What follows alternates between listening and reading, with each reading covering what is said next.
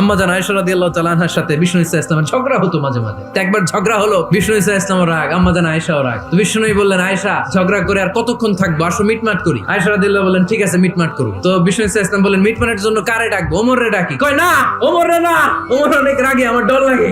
কয় তাহলে তোমার আব্বারে ডাকি। কয় ডাকেন। মেয়েদের মধ্যে এই অভ্যাসটা আছে না নাই?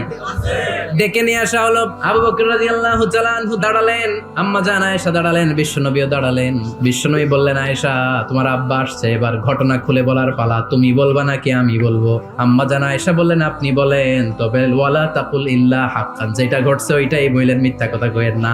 আবু বকর রাদিয়াল্লাহু তাআলা আনহু রেগে মেগে আগুন। কি এই কথা তুমি কেমন করে বলো? বিশ্বনবী কি মিথ্যা কথা কখনো বলবে? রেগে মেগে দিলেন মেয়ের গালে এক চড়। বাবার হাতের থাপ্পড়কে আম্মা জান আয়েশা উল্টে বললেন।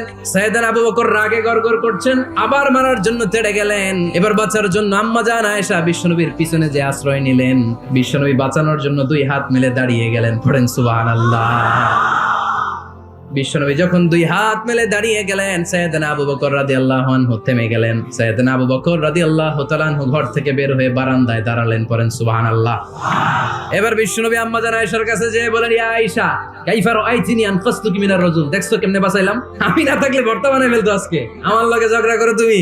লজ্জায় পড়ে আম্মা জান আয়েশা খিলখিল করে হেসে দিলেন, বিশ্বনবীও হেসে দিলেন। দুইজনের হাসির মধুর আওয়াজ শুনে সাইয়েদনা আবু বকর বাইরে থেকে অবাক, কিরে এতক্ষণ না ঝড় তুফান, এখন দেখি হাসি।